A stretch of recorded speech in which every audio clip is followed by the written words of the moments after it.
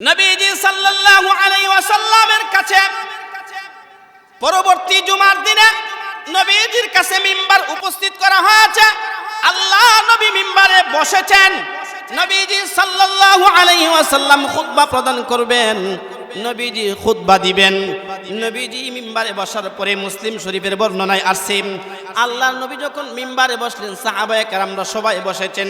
আবু বকর আছেন, উমর আছেন, উসমান আছেন, আলী রাদিয়াল্লাহু তাআলা আনহুম, সমস্ত সাহাবায়ে কেরামরা আছেন। নবীজি যেই মাত্র মিম্বারে বসেছেন, এমনি করে ওই যে মরা খেজুর গাছ, আগে যার উপরে বসে আল্লাহর নবী খুতবা দিতেন, ওই মরা খেজুর গাছটা ফুফায়া ফুফায়া শিশুর মতো কান্না শুরু করে দিয়েছে, কাঁদতেছেন, কান্নার আওয়াজ আসছে। মুসলিম শরীফের এক বর্ণনায় আসছেন, আল্লাহর নবী সাল্লাল্লাহু আলাইহি ওয়াসাল্লাম এই মিম্বারে বসে থেকেই বললেন, হে খেজুর বৃক্ষ তুমি এদিকে আসো। নবীজি মরা গাছটাকে ডাক দিলেন, এদিকে আসো। সেখান থেকে উঠে নবীর কাছে চলে আসছেন।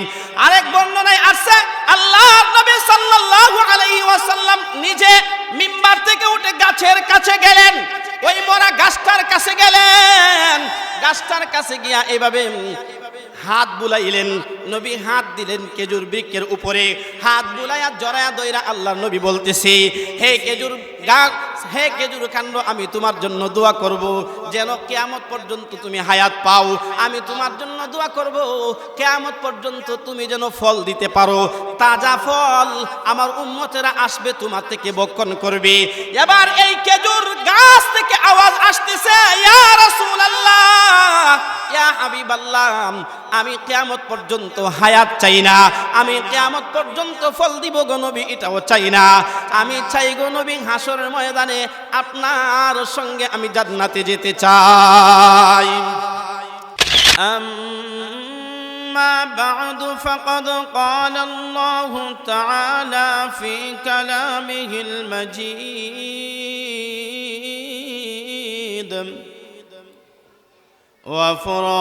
وفرقانه الحميد.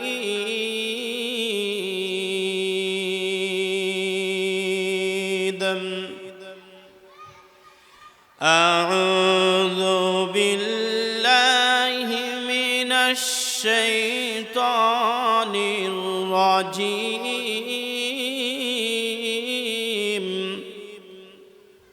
بسم الله الرحمن الرحيم.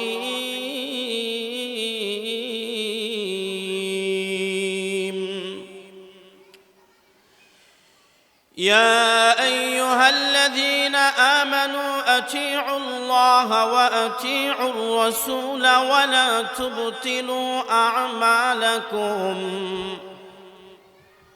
بارك الله لنا ولكم في القرآن العظيم ونفعنا وإياكم بالآيات والذكر الحكيم. قال النبي صلى الله عليه وسلم: من تمسك بسنتي عند فساد أمتي فله أجر 100 شهيد، أو كما قال النبي عليه الصلاة والسلام. صدق الله العلي العظيم وصدق رسوله النبي الأمي الكريم، ونحن على ذلك لمن الشاهدين والشاكرين، والحمد لله رب العالمين.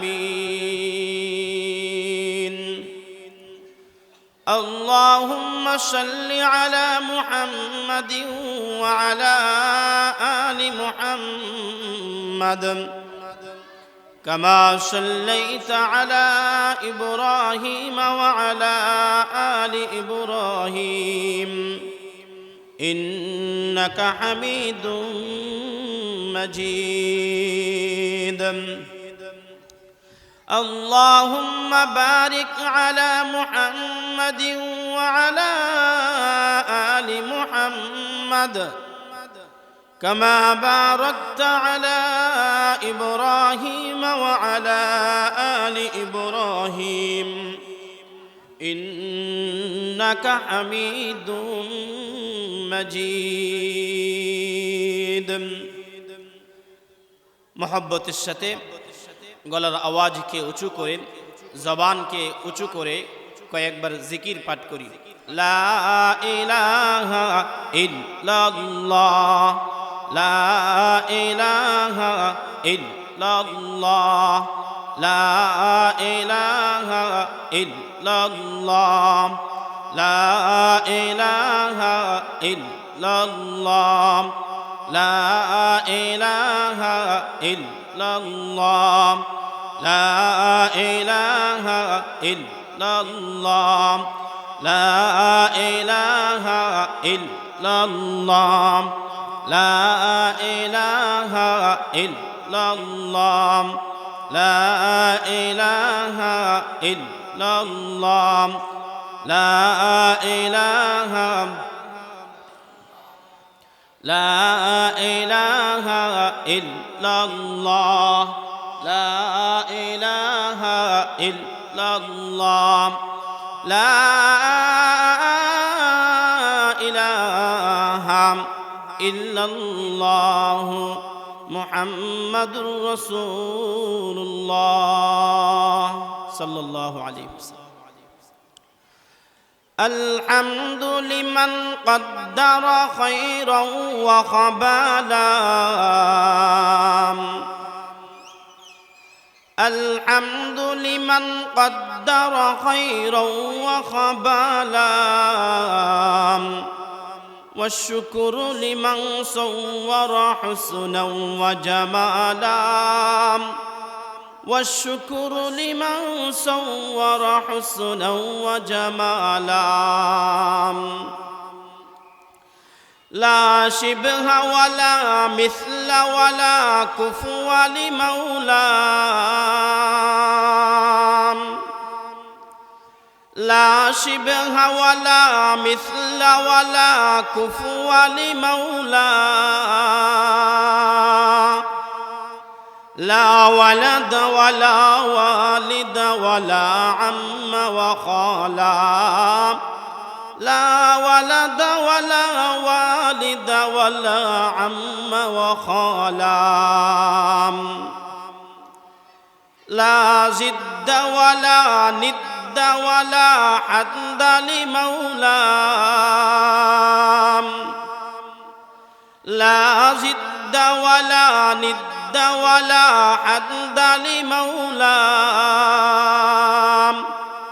الآن كما كان ولم يلق زوالا الآن كما كان ولم يلق زوالا لا قبل ولا بعد ولا وقت زمانا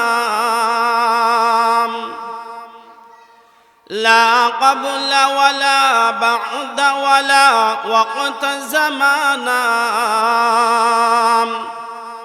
لا مانع ولا حاجب لله تعالى لا مانع ولا حاجب لله تعالى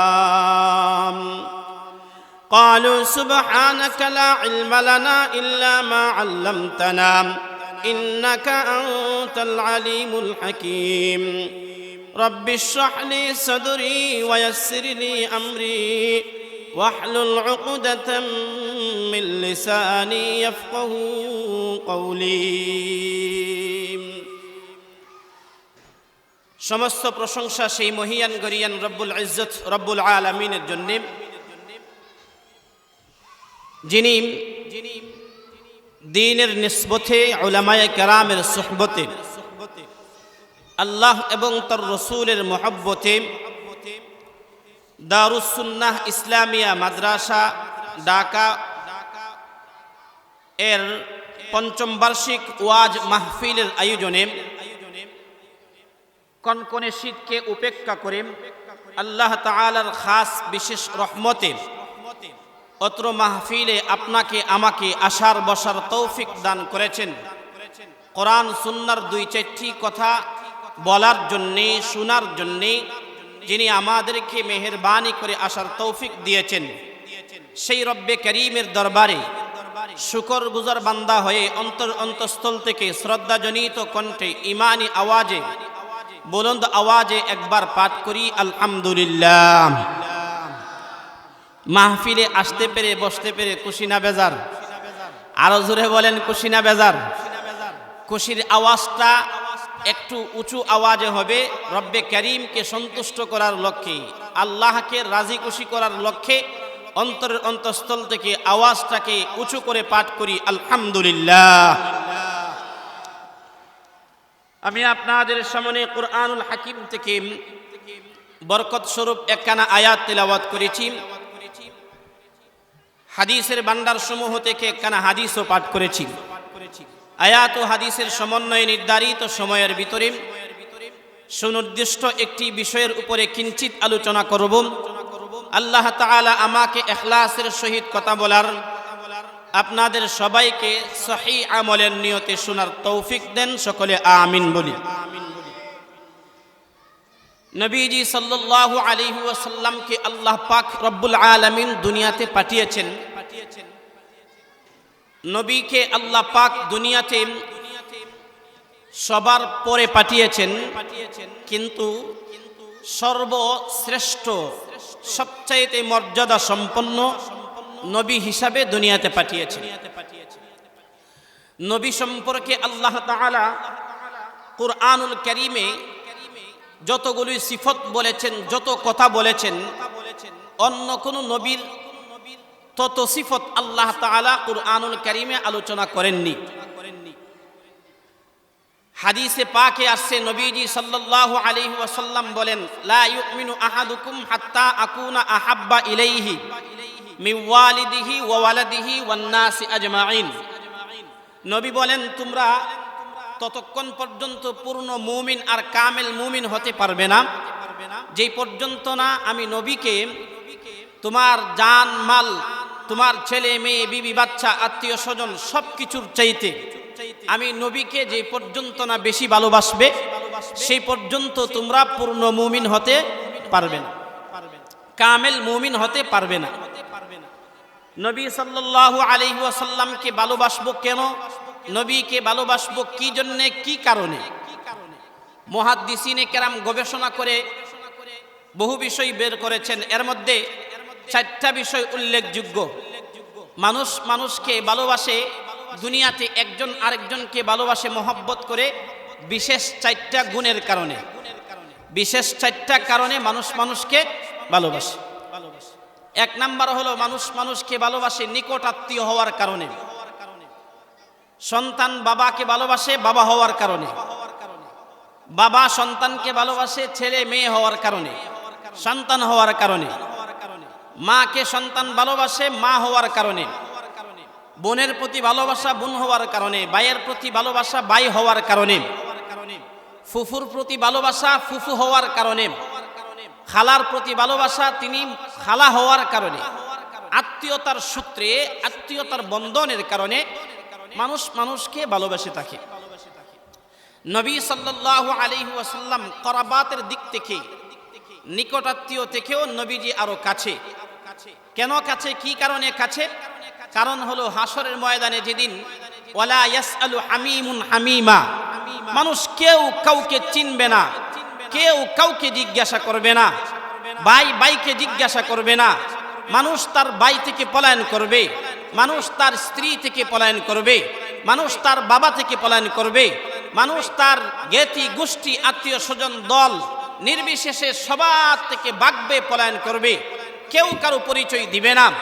সেদিন রাহমাতুল লিল আলামিন, দুজাহানের সরদার মুহাম্মদুর রাসূলুল্লাহ সাল্লাল্লাহু আলাইহি ওয়াসাল্লাম উম্মতের জন্য শাফাআতের কান্ডারি হয়ে উম্মতকে শাফাআত করে জাহান্নাম থেকে মুক্ত করে উম্মতকে জান্নাতে নিয়ে যাবেন।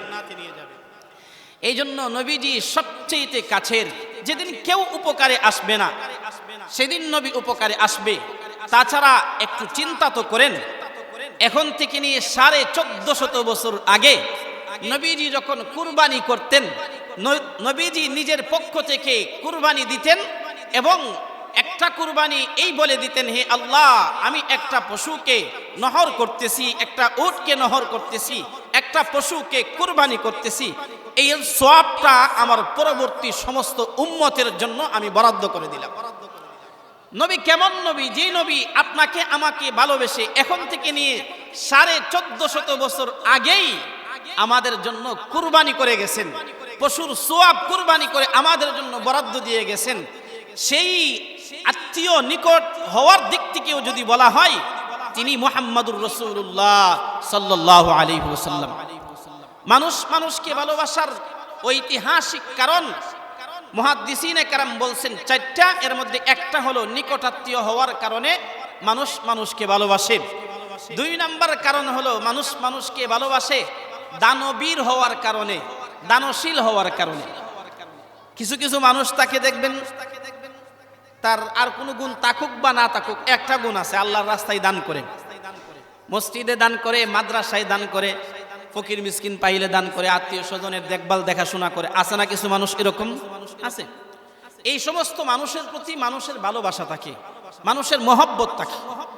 তো দানবীর হওয়া এটা ভালোবাসার একটা কারণ, মহব্বতের একটা কারণ। নবীজি হলেন, নবী বলেন ইন্নামা আনা কাসিমুল ইলম, নবী বলেন আমি হলাম এলেম বন্টনকারী, আমি হলাম এলেম দানকারী। পৃথিবীর মানুষকে আমি এলেম শিখিয়েছি, এলেম বন্টন করেছি। নবী এলেম শিখিয়ে এলেম দান করে যেই দয়া আর যেই অনুগ্রহ উম্মতের উপর করেছেন, উম্মত সারা জীবন সেজদায় পড়ে থাকলেও এর কৃতজ্ঞতা আদায় করতে পারবে, শুকরিয়া আদায় করতে পারবে। কারণ আপনারা আমার দান, আপনারা আমার নামাজ, আপনারা আমার ইবাদত, আপনারা আমার রাজনীতি, আপনারা আমার চলাফেরা, সব কিছুই শরীয়ত অনুযায়ী যদি হয় তাহলে আল্লাহর দরবারে কবুল। শরীয়ত অনুযায়ী হবে কিনা এই কথাই তো নবী শিক্ষা দিয়েছেন এলেমের মাধ্যমে। সুতরাং নবীজি সাল্লাল্লাহু আলাইহি ওয়াসাল্লাম পৃথিবীতে সবচাইতে বেশি দানবীর, দানশীল। এই জন্য এই গুণের কারণে যদি ভালোবাসতে হয়, আল্লাহর নবীকেই ভালোবাসতে হবে। 3 নাম্বার মানুষকে ভালোবাসার 3 নাম্বার কারণ হলো মানুষকে ভালোবাসে গুণবতী হওয়ার কারণে, গুণওয়ালা হওয়ার কারণে। যদি কেউ গুণওয়ালা হয়, যোগ্যতা সম্পন্ন হয়, তার প্রতি মানুষের ভালোবাসা থাকে। যেমন কয়েকটা উদাহরণ দিই। আমাদের দেশে বাংলাদেশের প্রয়াত একজন আলেম চলে গেছেন, আল্লামা আহমদ শফি নওয়ারাল্লাহু মারকাদাহু, হাটাজারি মাদ্রাসার হেফাজতের আমির চলে গেছেন। এই হেফাজতের আমির সাহেবকে, আহমদ শফি সাহেবকে আমরা ভালোবাসতাম কেন? তিনি যোগ্য ছিলেন, তিনি যোগ্য মানুষ, এই জন্য তার প্রতি ভালোবাসা। শাইখুল হাদিস আল্লামা আজিজুল হক নওয়ারাল্লাহু মারকাদাহু, ওনার প্রতি ভালোবাসা কেন? উনি যোগ্য ছিলেন। মানুষকে ভালোবাসে যোগ্য হওয়ার কারণে, গুণওয়ালা হওয়ার কারণে। নবীজি কেমন গুণের অধিকারী, নবীজি সাল্লাল্লাহু আলাইহি ওয়াসাল্লাম কেমন গুণওয়ালা, আল্লাহ তাআলা কুরআনুল কারীমে সূরাতুল কলামে বলেছেন, ওয়া ইন্নাকা লাআলা খুলুকিন আযীম। হে নবী, আপনি মহান চরিত্রের অধিকারী। শুধু মহান চরিত্রের অধিকারী না, আল্লাহ নবীর বহু গুণ কুরআনুল কারীমে বলেছেন, বহু গুণ কুরআনুল কারীমে বলেছেন। তাহলে গুণওয়ালা হওয়ার কারণে, যোগ্যতা সম্পন্ন হওয়ার কারণে যদি ভালোবাসতেই হয়, নবী সাল্লাল্লাহু আলাইহি ওয়াসাল্লামকে ভালোবাসতে হবে। 4 নাম্বার কারণ মানুষকে ভালোবাসে। 4র্থ নাম্বার কারণ হলো মানুষকে ভালোবাসে সুন্দরের কারণে। ছেলে মেয়ে সুন্দর বেশি হলে ভালোবাসা বেশি থাকে। যুবতীর প্রতি যুবক আকৃষ্ট হয় সুন্দরী হওয়ার কারণে, যুবক এর প্রতি যুবতী আকৃষ্ট হয় সুন্দর যুবক হওয়ার কারণে। সুন্দর এটা ভালোবাসার একটা অন্যতম কারণ। নবীজি সাল্লাল্লাহু আলাইহি ওয়াসাল্লাম কেমন সুন্দর, কি পরিমাণ সুন্দর। আম্মা জান আয়েশা সিদ্দিকা রাদিয়াল্লাহু তাআলা আনহা বলেন, লানা শামসুন ওয়ালিল আফাকি শামসুন ওয়া শামসি আফদালু মিন শামসিস সামাইম।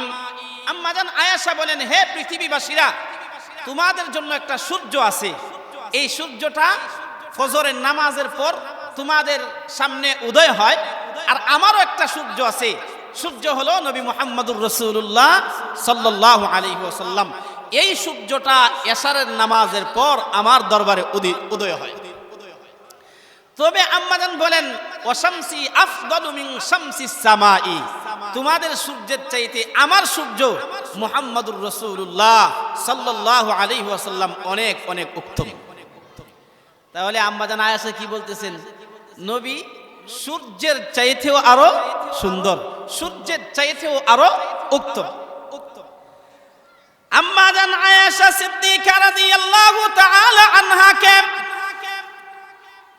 মদিনার মহিলারা জিজ্ঞাসা করলেন, হে আম্মাজান বলুন, আমাদের নবী মুহাম্মদুর রাসূলুল্লাহ সাল্লাল্লাহু আলাইহি ওয়াসাল্লাম সুন্দর নাকি ইউসুফ আলাইহিস সালাম সুন্দর? কে বেশি সুন্দর আম্মাজান বলুন?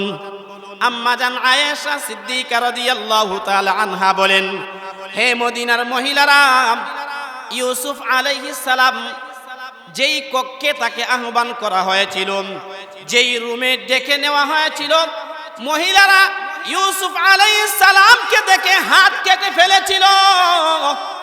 ওই রুমে ওই কক্ষে যদি নবী মুহাম্মদুর রাসূলুল্লাহ সাল্লাল্লাহু আলাইহি ওয়াসাল্লাম থাকতেন, আমাদের নবী রাহমাতুল লিল আলামিন যদি সেখানে থাকতেন, তাহলে আম্মাজান আয়েশা বলেন এই মিশরের মহিলারা ইউসুফকে দেখে হাত কেটে ফেলেছিল, তোমার আমার নবীকে দেখে মিশরের মহিলারা কলিজা কেটে ফেলতো। মিশরের মহিলারা ইউসুফকে দেখে হাত কেটে ফেলেছিল, যদি আমার নবীকে দেখতো, মুহাম্মদুর রাসূলুল্লাহ সাল্লাল্লাহু আলাইহি ওয়াসাল্লামকে দেখতো, তাহলে তারা হাত কেটে ফেলত, কলিজা কেটে ফেলত। নবী কেমন সুন্দর!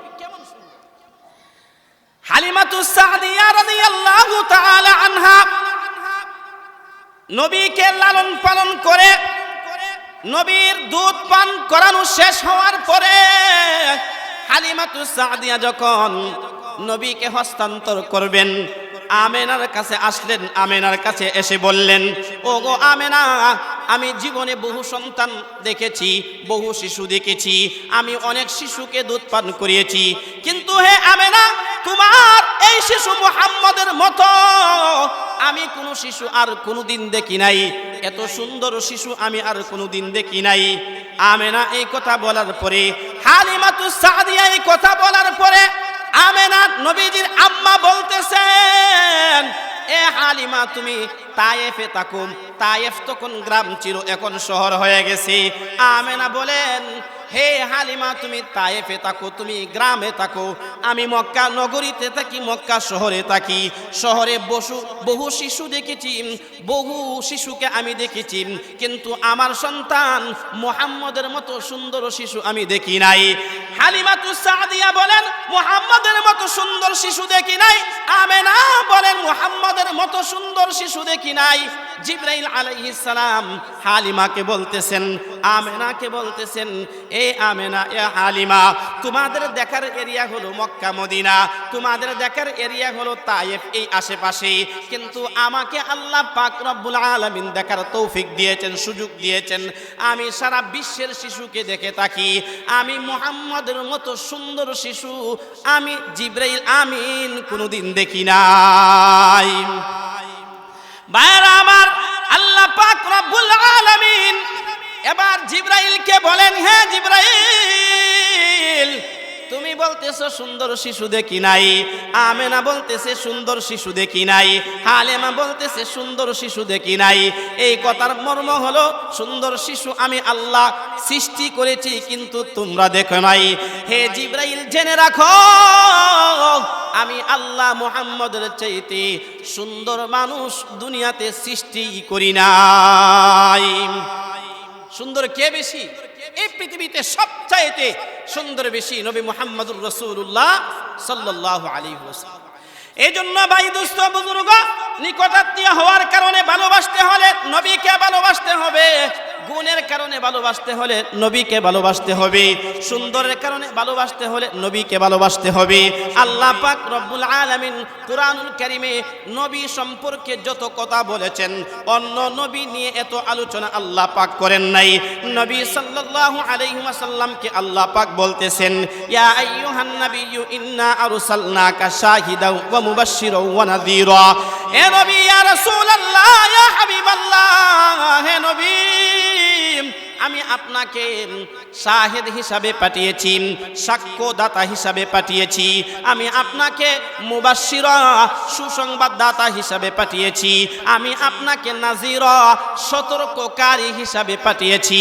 আল্লাহ নবী সম্পর্কে আরেক আয়াতে বলতেছেন, মিলাদ যখন পড়া হয় আমরা সবাই এটা পারি, মা কানা মুহাম্মাদুন আবা আহাদিম মির রিজালিকুম ওয়ালাকিন রাসূলুল্লাহি ওয়া খাতামান নাবিয়্যিন। আল্লাহ পাক রব্বুল আলামিন বলেন, হে দুনিয়ার মানুষ, মুহাম্মাদুর রাসূলুল্লাহ সাল্লাল্লাহু আলাইহি ওয়াসাল্লাম তোমাদের কারো ঔরস জাত পিতা নন, ওয়ালাকিন রাসূলুল্লাহ, কিন্তু তিনি আল্লাহর রাসূল, ওয়া খাতামান নাবিয়্যিন, এবং তিনি সর্বশেষ নবী, সবার শেষে আসছেন, সর্বশ্রেষ্ঠ নবী, সবার শেষ নবী। নবীর পরে আর কোনো নবী নাই। গোলাম আহমদ কাদিয়ানীরা কাফের, কাদিয়ানীরা কাফের। যারা শেষ নবী দাবি করে ওরা কাফের, যারা শেষ নবীর দাবির অনুসরণ করে। গোলাম আহমদ কাদিয়ানী বলেছে আমি শেষ নবী, আমি হলাম নবী। গোলাম আহমদ কাদিয়ানী কাফের। যারা কাদিয়ানীকে কাফের বলবে না তারাও কাফের। যারা কাদিয়ানীকে কাফের বলবে না তারাও কি কাফের। নবী শেষ নবী, নবীর পর আর কোনো নবী নাই। নবী বলেন, লা নাবিয়্যা বা'দি নাবিয়্যুন, আমার পরে আর কোনো নবী নাই। লা নাবিয়্যা বা'দি, আমার পর আর কোনো নবী নাই। নবী সর্বশ্রেষ্ঠ নবী, নবী সর্বশেষ নবী। এই জন্য আমাদের সবাইকে নিজেরাও মুখস্থ করতে হবে, দিলেও বসাইতে হবে, সন্তানের দিলেও বসাইতে হবে। এই স্লোগানটা আমি বলবো, আপনারাও বলবেন, কাদিয়ানীরা কাফের, কাদিয়ানীরা কাফের, কাফের, কাফের, কাফের, কাফের। হ্যাঁ, এই মাহফিলে আসার দ্বারা কি লাভ হয়েছে? এই কাদিয়ানীরা কাফের, এটা সবাইকে জানতে হবে। আপনাকেও জানতে হবে, আমাকেও জানতে হবে, আমার ভবিষ্যৎ প্রজন্ম জানতে হবে। কাদিয়ানীরা ওরা মুসলিম না। যারা নবীকে শেষ নবী মানে না তারা মুসলমান থাকতে পারে। আমি যে কথাটা বলতে চাইছিলাম আপনাদেরকে, নবী সাল্লাল্লাহু আলাইহি ওয়াসাল্লাম সম্পর্কে আল্লাহ পাক রব্বুল আলামিন অনেক কোয়ালিটি, নবীর অনেক গুণ কোরআনুল কারীমে বলছেন। আয়াত কয়টা বলবো? এর মধ্যে দুই একটা আয়াত আপনাদেরকে শোনাই। দেখেন, আল্লাহ এক আয়াতে বলতেছেন, ওয়া মা আরসালনাকা ইল্লা রাহমাতাল লিল আলামিন।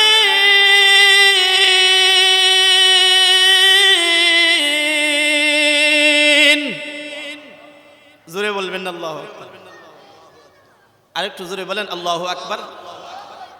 তেলাওয়াতের সৌন্দর্য কার জন্য? আল্লাহু আকবার, আল্লাহর জন্য।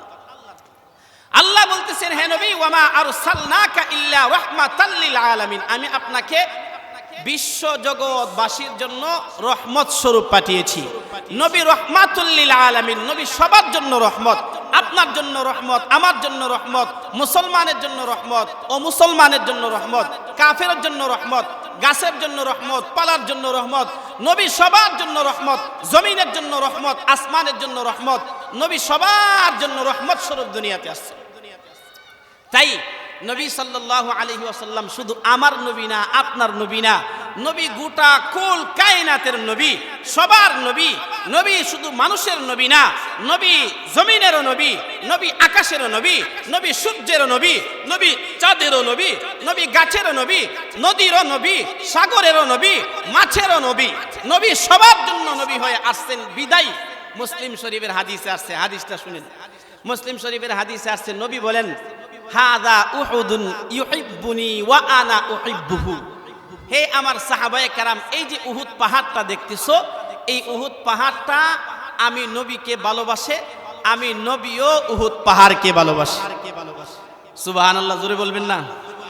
উহুদ পাহাড়, যারা হজ করেছেন, হাজী সাহেব উমরা করছেন বা হজ্জে গেছেন, উহুদ পাহাড় দেখে আসছেন। মদিনার নিকটে উহুদ পাহাড়। এই উহুদ পাহাড়টা নবী যখন মদিনা থেকে কোথাও বাহিরে বের হতেন, তখন উহুদ পাহাড়ের নিকট দিয়ে গেছে নবী যাইতেন, উহুদ পাহাড় দেখা যাইত।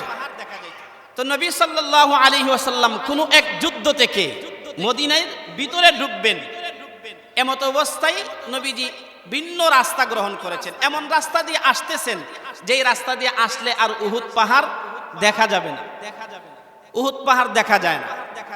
এখন নবী যখন মদিনায় ঢুকবেন, এই মুহূর্তে জিবরাইল আলাইহিস সালাম আসলেন। জিবরাইল আলাইহিস সালাম এসে বললেন, ইয়া রাসূলুল্লাহ, ইয়া হাবিবাল্লাহ, হে নবী, আপনার জন্য উহুদ পাহাড় কেঁদে জারজার হয়ে গেছে, উহুদ পাহাড় কাঁদতেছে। আল্লাহর নবী বললেন, উহুদ পাহাড় কেন কাঁদেন? জিবরাইল আলাইহিস সালাম বললেন, ইয়া রাসূলুল্লাহ, ইয়া হাবিবাল্লাহ, উহুদ পাহাড় আপনাকে আজকে দেখতে পায় নাই, এই জন্য কাঁদতেছে। আল্লাহর নবী দেরি করলেন না, নবী সাল্লাল্লাহু আলাইহি ওয়াসাল্লাম রাস্তা ঘুরায়া উহুদ পাহাড়ের নিকট দিয়ে যে রাস্তা এসেছে ওই রাস্তা গ্রহণ করলেন, উহুদ পাহাড়ের সন্নিকটে আসলেন। উহুদ পাহাড়ের নিকটে এসে আল্লাহর নবী সাহাবায়ে কেরামকে লক্ষ্য করে বললেন, হাদা উহুদুন ইউহিব্বুনি ওয়া আনা উহিব্বুহু। এ আমার সাহাবায়ে কেরামরা, হে আমার উম্মতেরা, এটা হলো উহুদ পাহাড়। এই উহুদ পাহাড় আমি নবীকে ভালোবাসি, আমি নবীও এই উহুদ পাহাড়কে ভালোবাসি। তাহলে কি কথা বললাম? নবী শুধু আমাদের নবী নাকি পাহাড়েরও নবী? নবী শুধু আমাদের নবী না, জমিনেরও নবী। নবী শুধু আমাদের নবী না, চাঁদেরও নবী, সূর্যেরও নবী। নবী চাঁদের নবী বিদায় নবী সাল্লাল্লাহু আলাইহি ওয়াসাল্লামের কাছে উতবা, সাইবা, নজর বিন হারেসরা, আবু জাহালরা আবেদন করলো, ওগো মুহাম্মদ, তুমি যদি এই চারটাকে দ্বিখণ্ডিত করতে পারো, ঈমান গ্রহণ করব, ঈমান আনবো। আল্লাহর নবী বললেন, তোমাদের কথা ঠিক থাকবে তো? তারা বলল, হ্যাঁ, যদি চারটাকে দ্বিখণ্ডিত করতে পারো, কথা ঠিক থাকবে, ঈমান গ্রহণ করব। নবীজি সাল্লাল্লাহু আলাইহি ওয়াসাল্লাম চাঁদের দিকে আঙ্গুল দিয়ে ইশারা করলেন। ওরা বলল, ইকতারাবাতিস সাআতু ওয়ানশাক্কাল কমার ওয়া ইয়ারাউ আয়াতান ইউরিদু ওয়া ইয়াকুলু সিহরুম মুস্তামির। ওরা বলে, ওগো মুহাম্মদ, এতদিন তো তোমার জাদু জমিন পর্যন্ত ছিল, আজকে দেখি তোমার জাদু চাঁদ পর্যন্ত পৌঁছে গিয়েছে। নাউজুবিল্লাহ বলেন। নবী সাল্লাল্লাহু আলাইহি ওয়াসাল্লাম চাঁদেরও নবী, এজন্য চাঁদকে নবী বলছেন, দ্বিখণ্ডিত হয়ে যাও। চাঁদ দ্বিখণ্ডিত হয়ে গেছে, দুইটা ভাগ হয়ে গেছে। নবী সাল্লাল্লাহু আলাইহি ওয়াসাল্লামের মেয়ের জামাই, নবীর আপন চাচাতো ভাই নাম কি? জোরে বলেন, নাম কি? হযরত আলী ইবনে আবি তালিব, আলী কাররামাল্লাহু ওয়াজহাহু। নবীজি সাল্লাল্লাহু আলাইহি ওয়াসাল্লাম একদিন আসরের নামাজের পরে আলীর কুলের উপরে নবীজি মাথা দিয়ে শুয়ে আছেন, কিন্তু আলী রাদিয়াল্লাহু তাআলা আনহু নামাজ পড়েন নাই।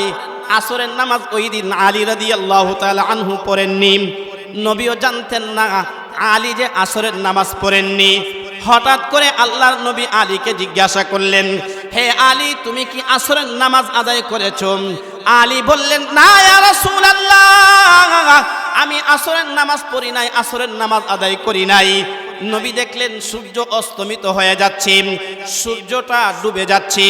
আল্লাহর নবী সূর্যকে বললেন, হে সূর্য, আমার আলী এখনো নামাজ পড়ে নাই, এখনো যেহেতু নামাজ পড়ে নাই রে সূর্য, তুমি এখন ডুবতে পারবে না, পরে ডুবতে হবে।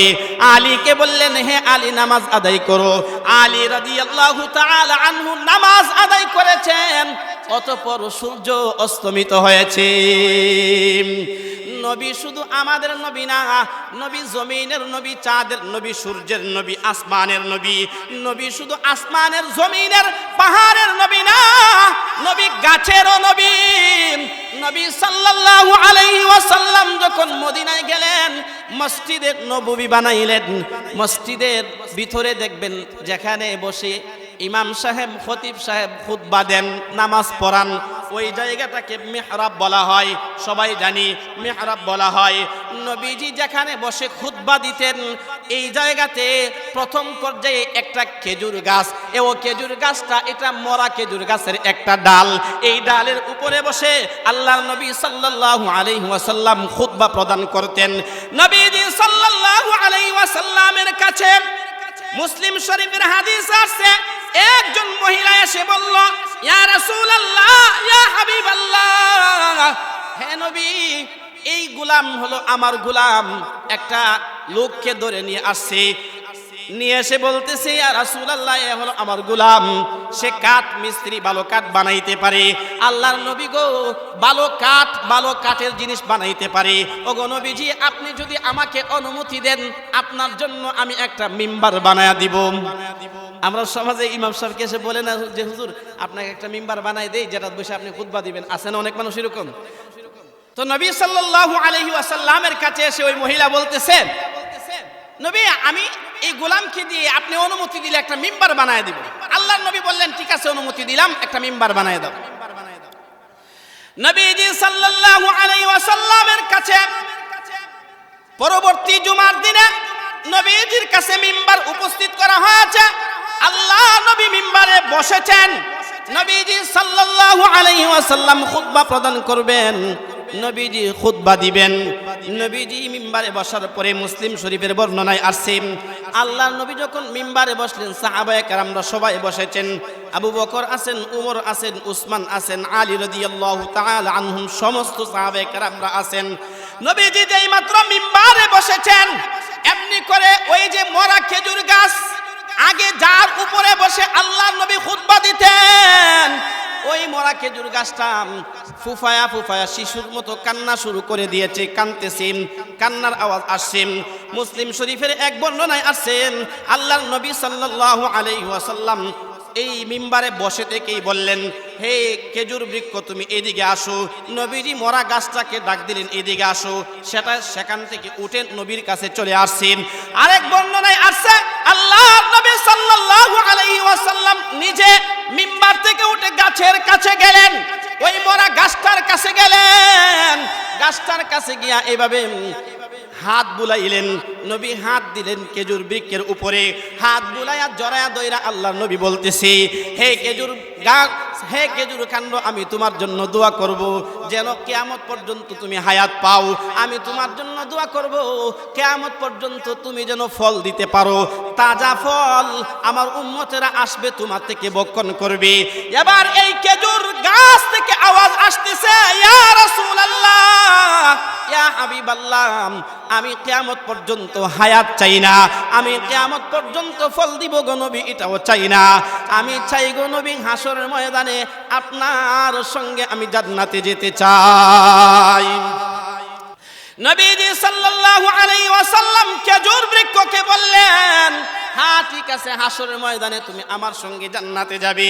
এই জন্য মুহাদ্দিসিনে কেরাম লেখেন, কয়েকটা বস্তু জান্নাতে যাবে। এর মধ্যে একটা বস্তু হলো ওই বুরাক, যেই বুরাকে উঠে নবীজি সাল্লাল্লাহু আলাইহি ওয়াসাল্লাম মেরাজে গিয়েছিলেন, সেই বুরাক জান্নাতে যাবে। এই বুরাক জান্নাতে যাবে, ওই কুকুরও জান্নাতে যাবে। যেই কুকুর 7 জন যুবকের সাথে গুহায় গিয়ে আশ্রয় নিয়েছিল, ওই কুকুরটাও জান্নাতে যাবে। আল্লাহর নবী সাল্লাল্লাহু আলাইহি ওয়াসাল্লামের একটা উট ছিল, উটনি ছিল। উলামায়ে কেরাম বলেন, মুহাদ্দিসিনে কেরাম বলেন, সেই উটটাও জান্নাতে যাবে। নবীজি যেই খেজুর কাণ্ডের উপরে, ডালের উপরে বসে খুতবা দিয়েছিলেন, এই খেজুর ডালটাও নবীর সঙ্গে জান্নাতে যাবে। এজন্য দোস্ত বুজুর্গ, নবীকে চাঁদ পর্যন্ত নবীর আদেশ মানলো, খেজুর নবীর প্রেমে কানলো, উহুদ পাহাড় নবীর প্রেমে কান্দে। সাহাবায়ে কেরাম কেমন ভালোবাসছেন, সাহাবায়ে কেরাম নবীর জন্য জীবন বিলীন করে দিয়েছেন। ছোট্ট একটা ঘটনা বলে হাদিসটা বলে আলোচনা শেষ করব। সাহাবায়ে কেরামের মধ্যে একজন সাহাবীর নাম হলো আব্দুল্লাহ যুল বাজদাইন রাদিয়াল্লাহু তাআলা আনহু। আব্দুল্লাহ যুল বাজদাইনের আগের নাম ছিল আব্দুল উজ্জা।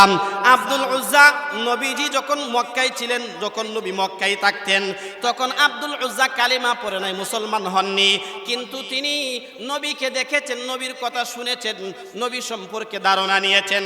নবী সাল্লাল্লাহু আলাইহি ওয়াসাল্লাম যখন হিজরত করে মদিনায় চলে গেলেন। মদিনায় যাওয়ার পরে আব্দুল উজ্জার বাবা নাই, চাচার হাতে লালন পালন হয়েছে, চাচার হাতে বড় হয়েছে। এবার আব্দুল উজ্জা চাচাকে গিয়ে একদিন জিজ্ঞাসা করতেছি, ও চাচা, মুহাম্মদ সম্পর্কে আপনার কি ধারণা? মুহাম্মদ সম্পর্কে আপনি কি বলেন? চাচা বাতিজা আব্দুল উজ্জাকে বলতেছে, হে বাতিজা আব্দুল উজ্জা, মুহাম্মদ সম্পর্কে আমার ধারণা হলো সে ভালো মানুষ, সে সত্য নবী। এবার আব্দুল উজ্জা বলে, চাচা তাহলে কালিমা পড়েন না কেন? ইসলাম গ্রহণ করেন না কেন? তার ধর্ম গ্রহণ করেন না কেন? এবার আব্দুল উজ্জার চাচা বলে, আমার বাপদাদার ধর্ম আমি ছাড়তে চাই না, এই জন্য আমি কালিমাও পড়ি না, এই জন্য তাকে আমি সত্য নবীও মানি না। আব্দুল উজ্জা বলে, হে চাচা, আপনি যদিও মুহাম্মদের প্রতি ঈমান না আনেন, কিন্তু আমি জানি মুহাম্মদুর রাসূলুল্লাহ সাল্লাল্লাহু আলাইহি ওয়াসাল্লাম সত্য নবী। ওগো চাচা, আমি আপনার সামনে কালিমা পড়ে মুসলমান হয়ে গেলাম। আব্দুল উজ্জা কালিমা পড়ে মুসলমান হয়ে গেছে। আছে কিন্তু মক্কায়, নবী আছেন মদিনায়। নবী হিজরত করে মদিনায় চলে গেছেন। আব্দুল উজ্জা যেই মাত্র কালিমা পড়ে মুসলমান হয়ে গেছে, এবার আব্দুল উজ্জার চাচা বলে, আমার খাবে, আমার পড়বে, আমার বাড়িতে থাকবে, আর মুহাম্মদের ধর্ম মানবে, এটা হবে না। সুতরাং হে আব্দুল উজ্জা, আমার বাড়ি থেকে বের হয়ে যা। বাতিজাকে বলতেছে, বাড়ি থেকে বের হয়ে যা। বাতিজা বলে, ও চাচা, মুহাম্মদের জন্য জীবনের সব কিছু আমি বিসর্জন দিতে পারি, কিন্তু আমার নবীকে ছাড়তে পারি না, কালিমা ছাড়তে পারি না। আব্দুল উজ্জা বলে, চাচা, ধন সম্পদ, বাবার অর্থবিত্ত যা আছে সব কিছু ছেড়ে দিয়ে আমি আমার রসুল মুহাম্মদুর রাসূলুল্লাহ সাল্লাল্লাহু আলাইহি ওয়াসাল্লামের উদ্দেশ্যে রওনা করলাম, মদিনায় চলে যাব। এবার চাচা বলে, হে আব্দুল উজ্জা, তোমার পরনে যে পোশাক আছে সেই পোশাক তো আমার অর্থের, আমার ভাইয়ের অর্থের, আমার ভাইয়ের সম্পত্তির, সুতরাং পোশাকটাও খুলে যাও, পোশাকটাও দিয়ে যাও। 20 বছরের টাটকা যুবক আব্দুল উজ্জা পোশাক খুলে দিয়েছে, এবার উলঙ্গ হয়ে গেছে। দৌড়াইয়া মার কাছে গেছে, মার কাছে গিয়া বলল, হে আম্মা, আমি কালিমা পড়ার কারণে আমার পোশাকটাও খুলে রেখে দেওয়া হয়েছে, আমাকে লজ্জাস্থানটা ঢাকার মতো একটা কাপড় দেন। মা একটা কম্বলের টুকরা মা তার হাতে তুলে দিয়েছে। এই কম্বলের টুকরাটা দিয়া নিজের লজ্জাস্থানকে দেখে তিনি মদিনায় যাবেন। এখন তো মদিনায় যাওয়ার জন্য মক্কা থেকে বিমানের ব্যবস্থা আছে, হেলিকপ্টারের ব্যবস্থা আছে, গাড়ির ব্যবস্থা আছে, ট্রেনের ব্যবস্থা আছে যাতায়াতের জন্য। তখন মাত্র ঘোড়া অথবা উট দিয়ে যাওয়া লাগতো। এই আব্দুল উজ্জার ঘোড়াও আছে, উটও আছে, কিন্তু চাচা তো কিচ্ছুই নিতে দিতেছে না। এই জন্য আব্দুল উজ্জা নবীর প্রেমে আসক্ত হইয়া আব্দুল উজ্জা মদিনার উদ্দেশ্যে রওনা করেছেন। ইতিহাসের কিতাবে লেখা হয়েছে, প্রায় 14 দিন সময় লাগায়া 14 দিন পরে মসজিদে নববীর সামনে গিয়ে আব্দুল উজ্জা উপস্থিত হয়েছে। আব্দুল উজ্জা যেই মাত্র মসজিদে নববীতে গেছে, তখন ফজরের আজান হয়। ফজরের আজানের সময় বেলাল রাদিয়াল্লাহু তাআলা আনহু বলতেছেন, আসসালাতু খায়রুম মিনান নাওম। এই শব্দ শুনে আব্দুল উজ্জা বুঝতে পেরেছেন নবীর কাছে চলে আসছি, নবীর দরবারে চলে আসছি। কোন রকম ভাবে নবী যেখানে থাকতেন নবীর ঘরটা খুঁজে বের করলেন। নবীর ঘর খুঁজে বের করে আব্দুল উজ্জা আল্লাহর নবীজির হুজরা খানার সামনে গিয়ে দাঁড়ায় রইলেন। নবীজি সাল্লাল্লাহু আলাইহি ওয়াসাল্লাম বের হলে নবীর সঙ্গে সাক্ষাৎ করবেন, নবীর সঙ্গে কথা বলবেন। আব্দুল উজ্জা দাঁড়িয়ে আছে। নবীজি সাল্লাল্লাহু আলাইহি ওয়াসাল্লাম ফজরের নামাজের ইমামতি করার জন্য, নামাজ পড়ানোর জন্য ঘর থেকে বের হলেন। বের হয়ে দেখেন কনকনে শীতের ভিতরে একটা যুবক উলঙ্গ অবস্থায় দাঁড়িয়ে আছে, কোন রকম লজ্জাস্থানটা ঢাকা আছে, একটা যুবক এখানে দাঁড়ায় আছে। আল্লাহ নবী জিজ্ঞাসা করলেন, কে তুমি এখানে দাঁড়িয়ে আছো? এই যুবক বলে, ইয়া রাসূলুল্লাহ, ইয়া হাবিবাল্লাহ, আমি হলাম আব্দুল উজ্জা। কে আব্দুল উজ্জা? ওগো নবী, আমার আব্বা হলো অমুক, আমার চাচা হলো অমুক, তোমার এই অবস্থা কেন? তুমি তো বড় বাপের ছেলে, তোমার তো বাবার অর্থ রয়েছে, সম্পদ রয়েছে, তোমার এই অবস্থা কেন? এবার আব্দুল উজ্জা বলে, ইয়া রাসূলুল্লাহ, ইয়া হাবিবাল্লাহ, হে নবী, আমার এই দুরবস্থা গো নবী, আমি কালিমা পড়েছি, ঈমান গ্রহণ করেছি, ঈমান আনয়ন করেছি, এই জন্য আমার চাচা আমাকে বাড়ি থেকে বের করে দিয়েছেন, আমার চাচা আমার পরনের পোশাকটা পর্যন্ত রেখে দিয়েছেন। আল্লাহর নবী সাল্লাল্লাহু আলাইহি ওয়াসাল্লাম নিজের 2 টুকরা চাদর আব্দুল উজ্জাকে দিলেন। আব্দুল উজ্জাকে 2 টুকরা চাদর দিয়ে বলতেছেন, হে আব্দুল উজ্জা, একটা দিয়ে লজ্জাস্থান রাখো, আর একটা দিয়ে শরীর ঢেকে নাও। এবার 2 টুকরা চাদর যেহেতু আল্লাহর নবী দিয়েছেন, এই জন্য তার উপাধি হয়ে গেছে জুল বাজাদাইন, 2 টুকরা কাপড়ওয়ালা, 2 টুকরা কম্বলওয়ালা। এবার নবীজি তাকে বলতেছেন, হে আব্দুল উজ্জা, আজ থেকে তুমি আর আব্দুল উজ্জা না, আজকে থেকে আমি তোমার নাম রাখলাম আবদুল্লাহ। কি নাম রাখলেন? আব্দুল্লাহ। নবীজি সাল্লাল্লাহু আলাইহি ওয়াসাল্লাম নাম রাখলেন আব্দুল্লাহ।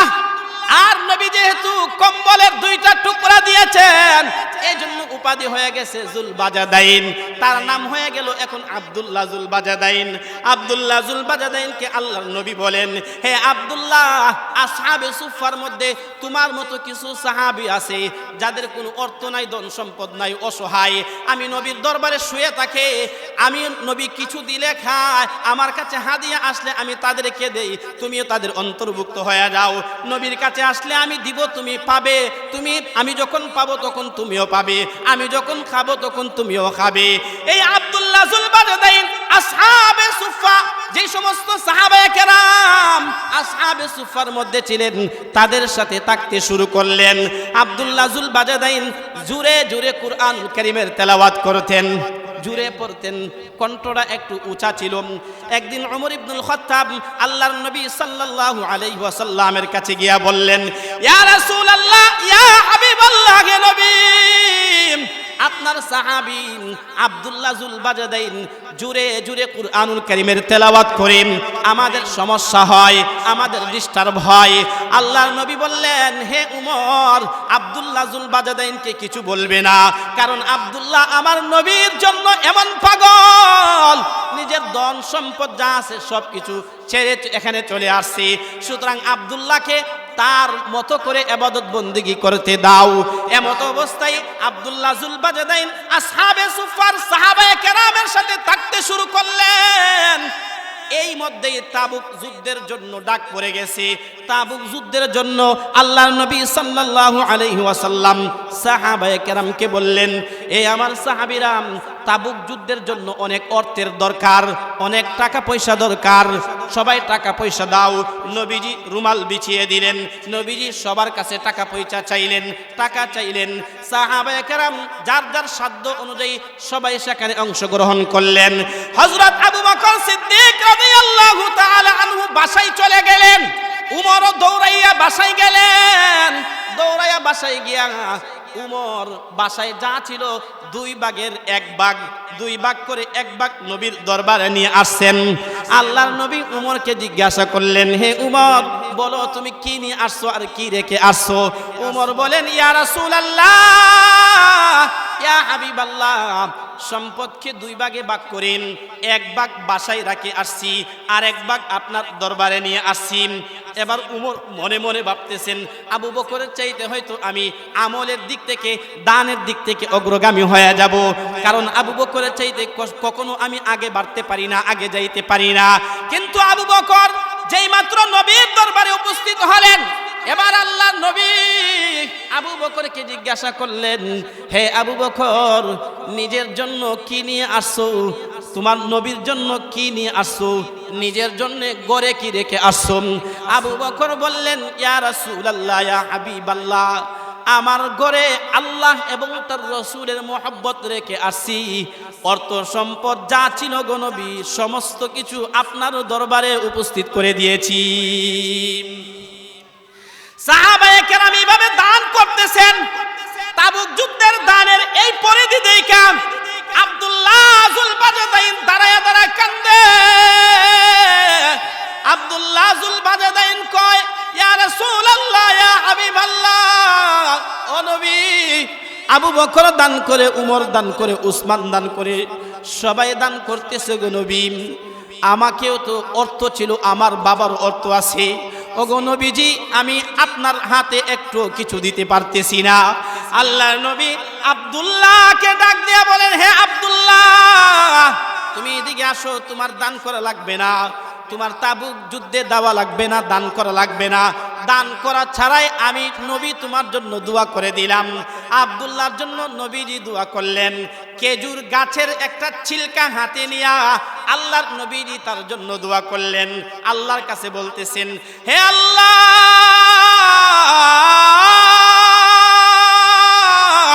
আমি আব্দুল্লাহ যুলবাজাদাইনের রক্তটা কাফের বেঈমানদের জন্য হারাম করে দিলাম।